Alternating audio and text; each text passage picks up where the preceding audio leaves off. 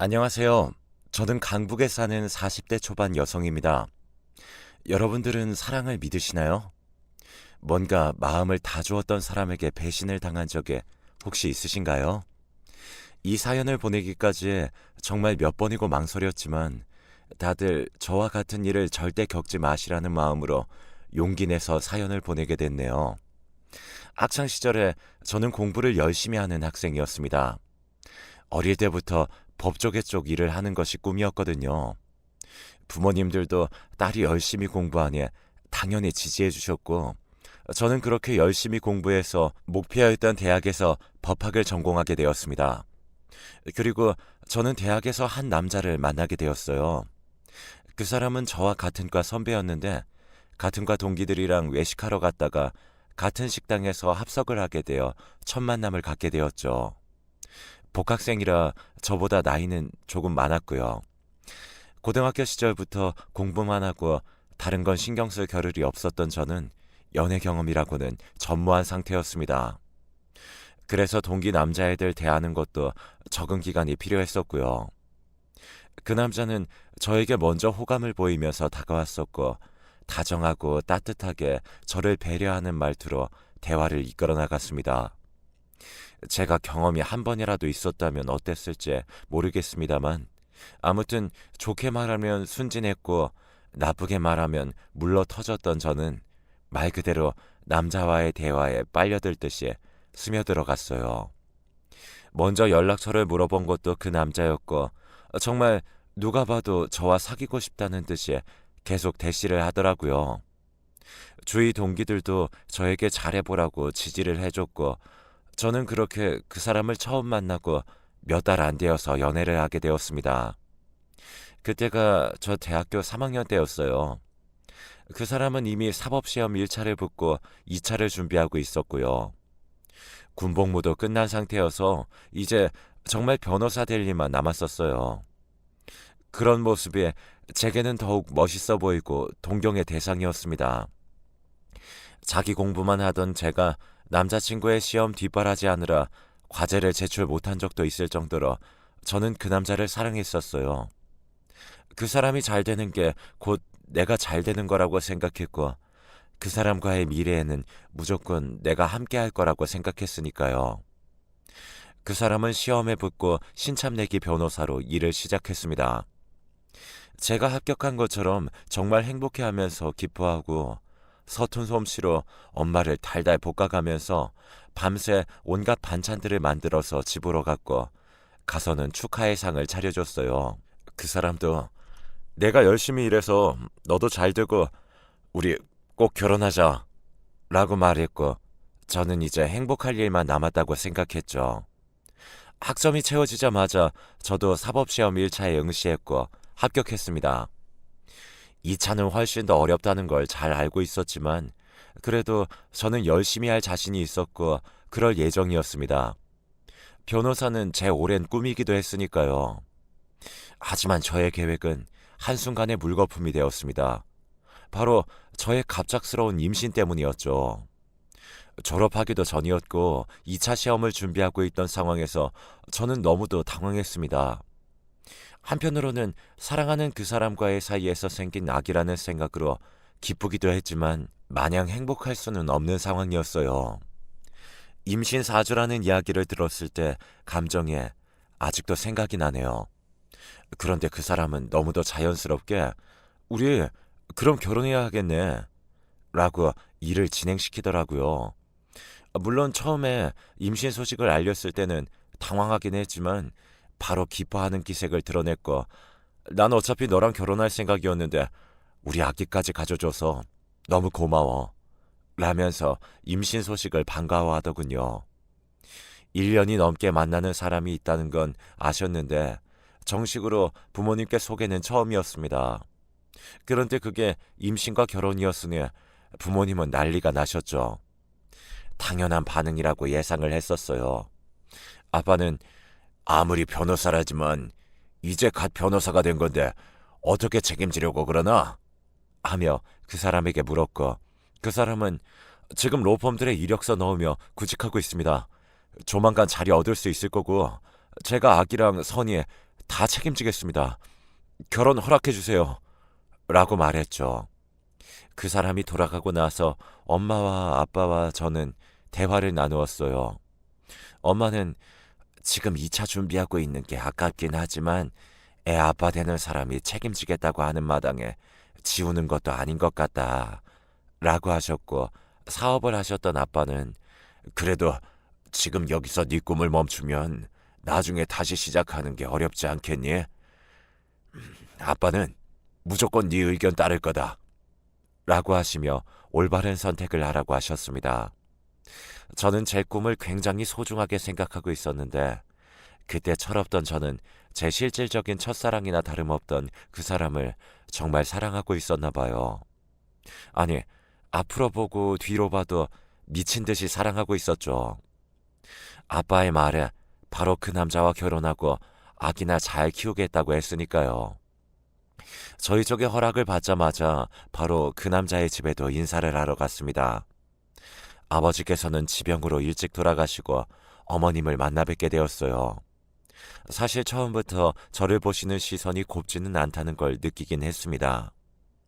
이제 시작이지만 어쨌든 자기 아들은 변호사 이름 달고 있는데 저는 이제 1차 붙은 학생에 불과했으니까요. 어쨌든 애를 가졌다니까 태교에 집중해야겠네. 그럼 결혼식도 미뤄야겠다. 식은 나중에 애 낳고 천천히 올리던가 하고 일단은 혼인신고만 해. 그리고 지금 우리도 결혼 자금을 대줄 여유가 없으니까 당분간 우리 아들 로펌 들어갈 때까지만 집에 들어와서 살아야겠다. 제 얼굴은 제대로 보지도 않으시고 어쩔 수 없이 일 처리하는 듯한 모습으로 앞으로의 일을 술술 얘기하시는 어머님 앞에서 저는 그저 잘 보여야겠다는 생각뿐이었어요. 지금 생각해보면 그렇게 공부한 게 다 헛된 거라는 생각이 들 정도로 저는 사람 대할 때 완급 조절을 배우지 못했었네요. 공부는 안 할 거지? 너 우리 아들 애 가져놓고 공부 더 하고 시험 준비해서 잘못되면 큰일 나니까 일단 나중에 애 좀 키우고 다시 시작하더라도 지금은 그만둬라. 그래 선이야. 지금은 우리 아기가 더 중요하잖아. 휴학 신청하고 지금 출산 준비만 잘하자. 우리 아기 낳고 결혼식도 예쁘게 하고 너도 다시 공부 시작해서 맞벌이 하면서 키우면 되지. 남편과 어머님이 동시에 그렇게 말하니 저는 그렇게 알겠다고 대답했어요. 상견례 때도 어머님은 저에게 한 말 그대로 저희 부모님에게 말씀하셨고 엄마 아빠는 마냥 속이 편하지는 않으셨지만 임신 중에 결혼식과 공부를 동시에 하는 게 무리라는 건 동의를 하셨기 때문에 별다른 말씀은 하지 않으셨습니다. 저는 그렇게 학교 동기들에게도 놀라움을 안기고 휴학 신청을 한 후 유부녀이자 아기 엄마가 되어서 그 사람의 집으로 들어갔습니다. 이젠 남편이 된 그 사람과 시어머니와 함께 살게 되었죠. 처음에 들어가자마자 어머님은 저를 가만두지 않으셨어요. 설거지해라, 청소해라, 빨래해라 라는 건 기본이었고 로펌에 면접 보러 다니고 구직하는 남편을 위해 아침밥은 아내가 차려야 한다고 하시며 제게 다 시키셨습니다. 그리고 저보다 일찍 일어나셔서 제가 만든 반찬이나 국물 맛을 보며 평가하셨고요. 아우 짜, 너 제대로 한 거 맞니? 아니, 요즘은 그 인터넷이고 뭐고 다 찾아보면 만드는 방법이 천진데 맛이 왜 이래? 외동딸이라고 곱게 자랐다고 그러니?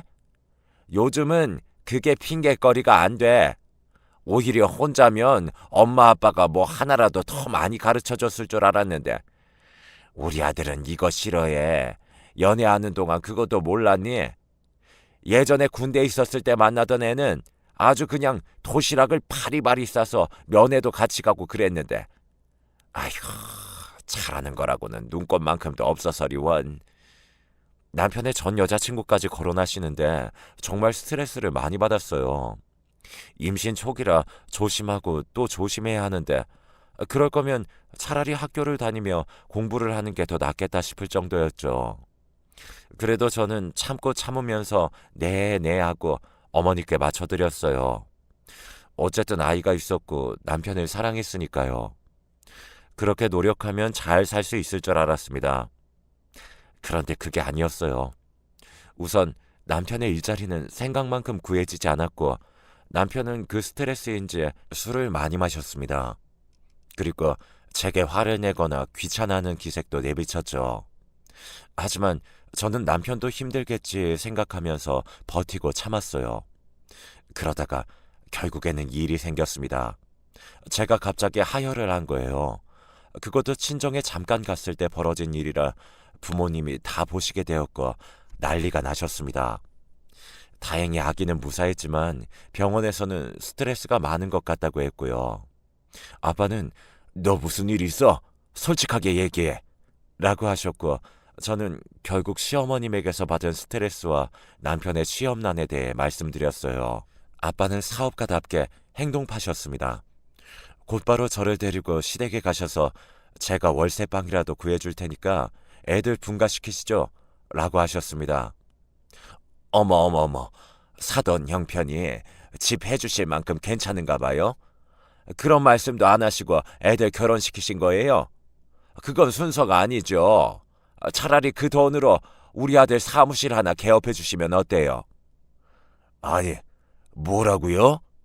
아니, 그냥 이렇게 취직도 안 되는 거 어차피 해도 변호사인데 그냥 자기 이름 달고 하면 마음 편하고 좋잖아요.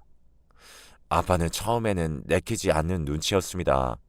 하지만 전 솔깃했어요. 남편의 취업을 마냥 기다리며 그 스트레스를 받아내기에는 너무도 지쳐 있었거든요. 그래서 제가 아빠를 설득했습니다.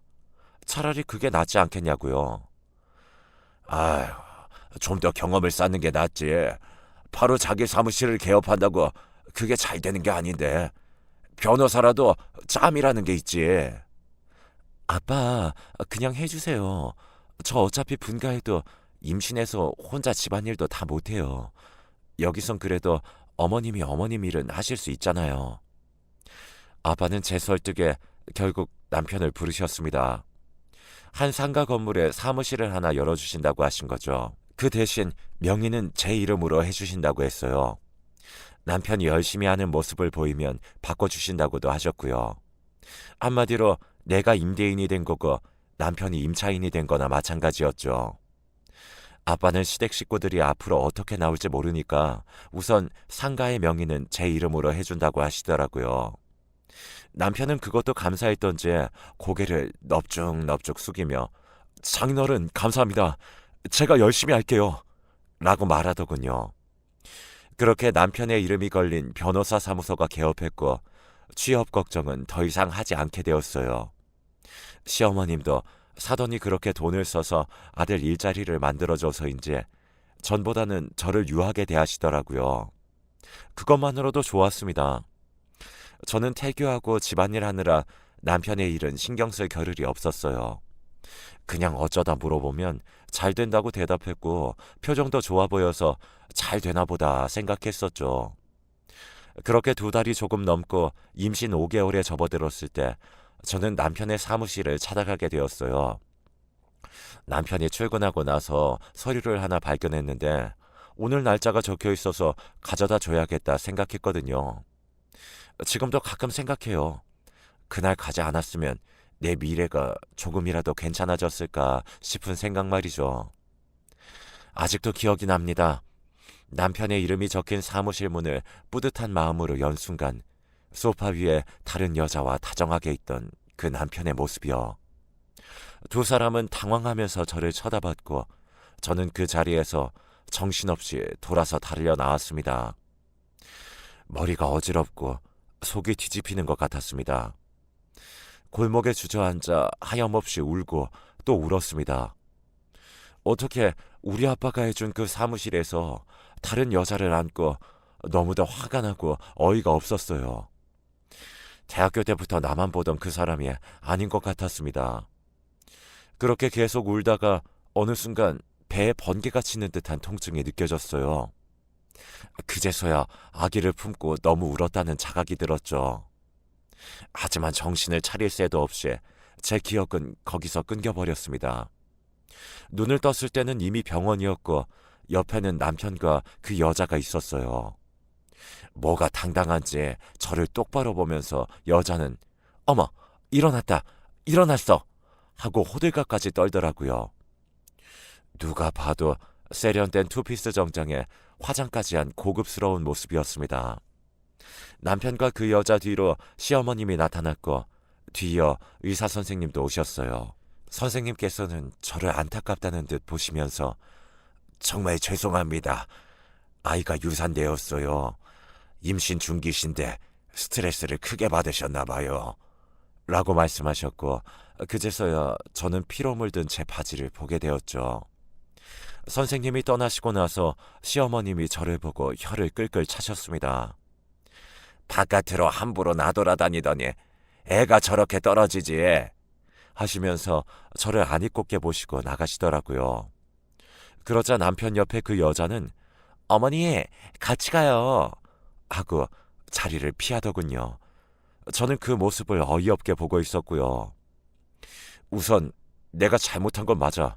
인정해. 내 전 여자친구인데 나보다 먼저 취업을 해서 내가 사무실 열고 모르는 게 많으니까 도움을 좀 받으려고 연락했었어. 그런데 나도 몰랐는데 마음이 아직 남아 있었더라. 법조인다운 깔끔한 정리였어요. 기가 막히고 어이가 없었죠. 지금 자기 자식이 죽었는데 자기는 전 연인과의 미래에 대한 변명이나 저렇게 하고 있었으니까요. 내 꿈까지 포기하며 임신하고 결혼했고 아빠 돈까지 쓰며 그를 지지했는데 돌아온 건 배신이었어요. 그리고 계속 지켜보니까 시어머님은 저보다 더 그 여자를 며느리 대접하고 계시더라고요. 어차피 우리 결혼은 아이 때문이잖아. 여기서 이혼하는 게 너한테도 좋을 거야. 살인 충동이라는 걸 그때 처음으로 알았습니다. 뺨이라도 치고 머리를 잡고 흔들고 싶었지만 몸에 힘이 하나도 없었어요. 저는 그저 부모님께 연락해달라고 말했습니다. 남편은 순순히 부모님께 연락해 주었고 일의 경위를 설명했습니다. 그리고 자기가 유책 배우자라는 걸 잘 알고 있고 미자료는 지급할 것이며 여기서 장인어른이 제게 해코지하시면 그건 고속감이다라고 하며 뻔뻔하게 나가더라고요. 뭐 사실 이 결혼이 아이 없으면 이뤄졌겠어요. 이제라도 각자 제 짝 찾아가는 거지. 엄마는 시어머님의 그 말을 듣고 당장이라도 머리채를 잡으려고 하셨는데 옆에 있던 남자 간호사가 말려서 그러시지 못했어요. 그저 저를 안고 우셨죠. 저는 부모님의 얼굴을 볼 수가 없었어요. 천하제일의 불효녀가 된 기분이었을까요? 아빠는 퇴원하는 저를 데리고 나가 가까운 대형마트에서 가장 큰 캐리어를 사셨어요. 그리고 시댁으로 가셔서 제 짐을 싹 다 챙겨서 저를 집으로 데려오셨죠. 그리고는 걱정 말고 몸부터 회복하자. 이혼 그거 별거 아니야. 네가 세상에 부끄러운 것 없이 살면 그걸로 너는 떳떳하게 살 수 있어. 언젠가 저들이 벌 받을 거다. 라고 하셨죠. 그리고 저는 그날 밤 혼자 술을 드시면서 엄마 앞에서 우시는 아빠를 보고는 피눈물을 삼켰습니다. 그 후로 아빠는 변호사를 알아보시면서 누워있는 저 대신 모든 소송을 진행하셨고요. 저는 그런 아빠를 보며 내가 얼른 기운을 차려야지 하고 생각했어요. 그런데 슬픈 일은 한꺼번에 오는 것인지 아빠가 한 달이 조금 안 되어 돌아가셨습니다. 갑작스러운 심장마비였어요. 평소에도 지병이 있으시긴 했는데 그렇게 갑자기 돌아가시니 죽고만 싶은 심정이었습니다. 병원에서 심장마비는 누구에게나 갑자기 올 수 있는 거라고 했지만 저는 마치 저 때문에 마음고생하셔서 그런 거라는 죄책감을 지울 수가 없었습니다. 장례식장 지키고 발이 날 때까지 대체 몇 번이나 울다가 탈진했는지 모릅니다. 아빠가 돌아가시자 전 남편은 저를 이때다 싶어 몰아붙였습니다. 다행히 아빠가 구해놓으신 변호사님과 함께 소송을 이어나가서 위자료를 몇 천만 원 받고 승소하긴 했지만 저는 너무나도 지쳐버렸어요. 한동안 집에서 엄마랑 있으면서 몸을 회복하고 마음의 상처도 치유했습니다. 꿈에서 아기가 나와 울면 수면제도 듣지 않았고 엄마랑 그렇게 둘이 껴안고 울기 일쑤였어요. 그리고 전 남편과 전 시모, 상간녀를 많이 원망했죠. 아빠도 미친 듯이 보고 싶었고요. 제가 정신을 차리게 된 건 반년 후 들려온 전 남편과 그 여자의 재혼 소식 때문이었습니다. 난감한 얼굴로 제게 소식을 전해주던 가장 친한 동기 얼굴이 아직도 기억나네요. 동기도 물론 전 남편의 욕을 엄청 했죠. 그런데 저에게는 그게 정신을 차리게 되는 계기가 되었어요. 놓았던 공부가 생각나고 그 여자의 세련된 모습이 겹쳐지니까 저 모습이 내 진짜 미래였다는 생각이 들었거든요. 그래서 엄마에게 복학의 의지를 말씀드렸습니다. 당연히 지지해 주셨고 저는 잠을 2시간씩 자며 공부했어요. 정말 고3 때도 없었던 코피까지 흘리면서요. 전 남편의 소식은 알려고 하지도 않았습니다. 복학하니까 친구들은 이미 다 졸업해서 제 이야기를 할 사람이 없는 건 좋더라고요. 저는 졸업 후에 2차 시험까지 합격해 변호사가 되었습니다. 이혼한 지 2년이 다 되어가는 시점이었죠. 그날 엄마랑 고급 호텔에 가서 외식하면서 엉엉 울었어요. 아빠 납골당도 찾아갔고요. 운이 좋은 건지 저는 지금까지 일하고 있는 작은 로펌에 금방 취직했습니다. 신짜배기 변호사로 자잘한 사건들부터 맡게 되었죠. 그리고 그때 선배였던 현재의 남편을 만났어요. 처음에는 서류 정리부터 시작해서 사건 분석 파일에 의뢰인 상담까지 다 깐깐하게 검사하는 그 사람이 너무 얄밉기도 했어요. 그런데 저한테 쓴소리를 한 날 퇴근 시간이 되면 꼭 책상 위에 커피나 쿠키가 놓여 있었죠. 수고했어요. 점점 더 잘할 거예요. 라는 짤막한 쪽지와 함께 말이죠. 제가 처음으로 승소를 이끌어낸 건 남편의 외도로 이혼 소송을 낸 아기 엄마였습니다. 제가 공감이 가서 그런지 정말 밤새워가면서 조사하고 준비했고 결국 원하던 위자료로 승소했어요. 그리고 그날 저는 현재 남편에게 고백을 받았습니다. 알고 봤더니 제가 뭔가 하나를 해내고 자신감을 얻을 때까지 기다려주고 싶었대요. 하지만 저는 마음을 쉽게 열 수 없었어요. 바로 과거 때문이었죠. 하지만 선배는 그런 제게 계속 다가왔고 저는 결국 제 과거를 털어놓았습니다. 아휴, 고생 많았네. 내가 이제 당신 지켜줄 거야. 그러니까 더 이상 힘들지도 외로워하지도 마. 선배는 그렇게 웃으며 말하더라고요. 그 말에 저도 모르게 울음이 터져서 엉엉 울었고 한참 동안이나 선배는 조용히 저를 달래주었습니다. 그리고 저는 그렇게 조심스럽게 새사랑을 시작했죠. 선배가 나이가 좀 있다 보니 집안에서 결혼을 재촉하는 모양이었어요. 제게 땀을 뻘뻘 흘리면서 조심스럽게 이야기를 하더라고요. 그 모습에 오히려 저는 결혼을 별거 아닌 것처럼 말했던 전 남편보다 훨씬 믿음이 가더군요. 그 대신 이번에는 먼저 예비 시부모님을 뵙고 싶다고 말했어요. 선배는 제 이야기를 미리 다 해놓았다고 했는데 정말로 선배 집에 처음 가자마자 어머니께서 저를 안고 눈물을 흘리셨습니다. 선배는 제가 이혼의 아픔을 겪었던 것부터 해서 유산에 아버님이 심장마비로 돌아가신 것까지 예비 시부모님이 저를 만나기 전에 모든 걸 저에 대해서 아시게끔 말을 해놨던 것 같았습니다. 지방에서 오셨다고 했는데 그냥 평범한 동네 아주머니 느낌이어서 날카로운 선배 이미지랑 상반되는 게 신기했어요. 얘야, 왔니? 얘기 들었다. 그동안 얼마나 고생을 했니? 우리 아들에게 얘기 다 들었어. 이제부터 과거는 다 잊고 우리 함께 새롭게 다시 시작하면 돼. 아버님께서도 그래, 아버님도 심장마비로 돌아가셨다며? 이제부터는 내가 너의 아버지가 되어줄 거다. 하늘에 계신 네 아버지도 널 지켜줄 거고 우리에게 이렇게 와줘서 너무 고맙구나.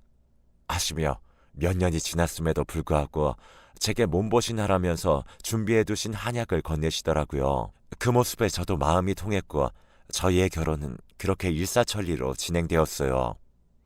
이번에는 예쁜 웨딩드레스도 입고 멋진 결혼식장에서 직장 동료들, 대학 동기들 다 모아놓고 결혼식을 했어요. 제 과거를 아는 동기들도 네가 그렇게 고생하더니 드디어 인생 핀다. 라고 하며 저와 남편의 앞날을 축복해 주었습니다. 같은 직장에서 일하다 보니까 자연스럽게 얼굴 볼 일도 많았고 정말 전 남편과 비교하면 너무너무 행복한 결혼 생활이 시작되었어요. 정말 너무 행복했고 남편은 지금까지도 매일매일 제게 사랑한다고 해주곤 합니다. 시부모님도 저를 딸처럼 아껴주셨고 저희 어머님과의 사이도 좋으셔서 친구처럼 지내시고 정말 말 그대로 고생 끝 행복 시작이었죠. 아이는 너네 자유롭게 가지고 안 낳고 싶으면 갖지 마라고 하셔서 남편하고 천천히 이야기를 해보기로 했습니다. 저랑 남편 둘 다 일 욕심도 있었고요. 그렇게 결혼을 하고 일도 열심히 하면서 새로운 인생을 행복하게 잘 살던 중이었어요. 어느 날 제게 누군가 상담을 예약했어요. 가보니까 앳된 얼굴의 여자가 울고 있더라고요. 무슨 일이세요? 변호사님, 저 좀 도와주세요. 저 정말 억울해요. 서럽게 우는 여학생을 달래고 이야기를 해보라고 했습니다. 여학생은 자기가 임신 중인데 아이의 아빠인 남자친구가 유부남이라는 걸 최근에 알았다고 해요. 그것도 남자친구의 아내가 자기를 상간녀로 고소했다고 했습니다. 저 정말 몰랐어요. 정말이에요. 우리 아기는 어떻게 해요? 임신 소식 듣고는 저랑 결혼하겠다고 했는데 갑자기 그 사람 와이프라는 사람한테 고소장이 날라오고. 서럽게 우는 여학생을 달랬습니다. 이런 경우라면 가장 큰 책임은 거짓말을 한 그 유부남에게 있을 테니까요. 저는 그 여학생에게 그 유부남 정보를 적어두고 가시면 고소장을 보내겠다고 했어요. 그 여학생은 그렇게 했고 저는 먼저 있던 일을 처리하기 위해서 제일 밑에 있던 인턴에게 고소장 일을 부탁했습니다. 그리고 며칠 뒤 그 여학생을 만나기로 한 날이었어요. 며칠 새 진정을 좀 하고 왔더라고요. 아이를 혼자 키우더라도 낳고 싶다고 하더니 강단이 꽤 있어 보였죠. 제 사무실에서 대화를 나누는데 갑자기 문이 쾅 하고 열렸습니다. 그리고 흐트러진 와이셔츠를 입은 한 남자가 쳐들어왔어요. 너 지금 뭐 하는 거야? 이렇게 해서 네가 득볼 게 대체 뭔데? 내가 너랑 결혼하겠다고 했잖아. 그런데 왜 여기서 이러고 있어? 이거 나요. 변호사님, 저 좀 도와주세요. 저는 여학생을 끌고 가려는 남자의 팔을 있는 힘껏 붙들려고 했습니다. 그 순간 저도 그 남자도 굳어버리고 말았어요. 면도도 제대로 하지 않은 추레한 얼굴의 그 남자는 바로 제 전남편이었거든요. 둘 다 굳어버렸고 그 사이에 밖에서는 소란을 들었는지 경비 아저씨랑 제 남편을 비롯한 남자 동료들이 달려왔어요.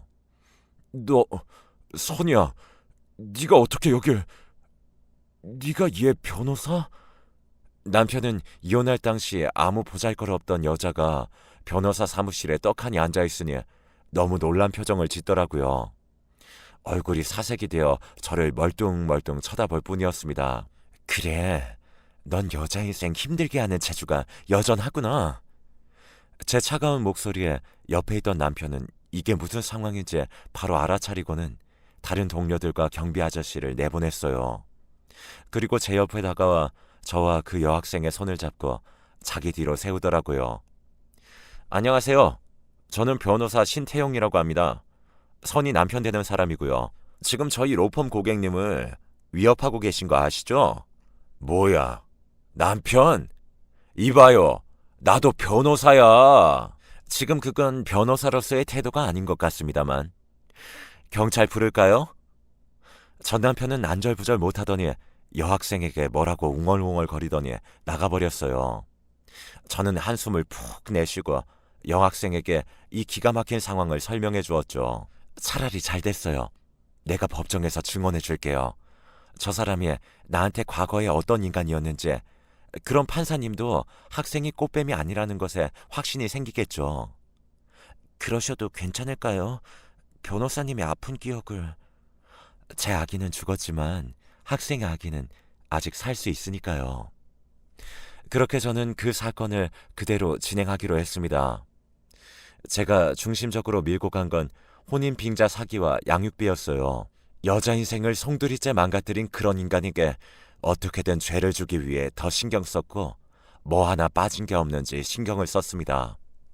그렇게 시간이 흐르고 전 남편은 결국 향후 양육비를 지급해야 한다는 판결을 받았고 혼인 사기가 인정되어 형사처벌을 받을 수밖에 없었어요. 변호사 자격도 1년 정지가 됐고요. 동시에 부인에게도 위자료를 지급해야 했죠. 들어보니 부인이 대형 로펌에서 변호사를 위임해서 어마어마한 위자료를 물게 생겼다고 했습니다. 한 번은 변호사 사무실에 오랜만에 전 시모도 찾아왔더라고요. 저를 보고 토끼 눈을 하더니 달려와서는 그래도 몸 섞고 같이 살았는데 한 번만 도와줘. 변호사 일은 계속하게 해줘야지. 제발 하시며 눈물을 보이시는데 전혀 안타깝거나 불쌍해 보이지 않았습니다. 저기요, 여기 아줌마 같은 분이 함부로 찾아와서 그런 모습 보이는 데가 아닙니다. 그리고 누가 몸을 섞어요? 말 함부로 짓거리시면 고소할 테니 당장 나가세요. 라고 하니까 고개를 푹 숙이며 나갔어요.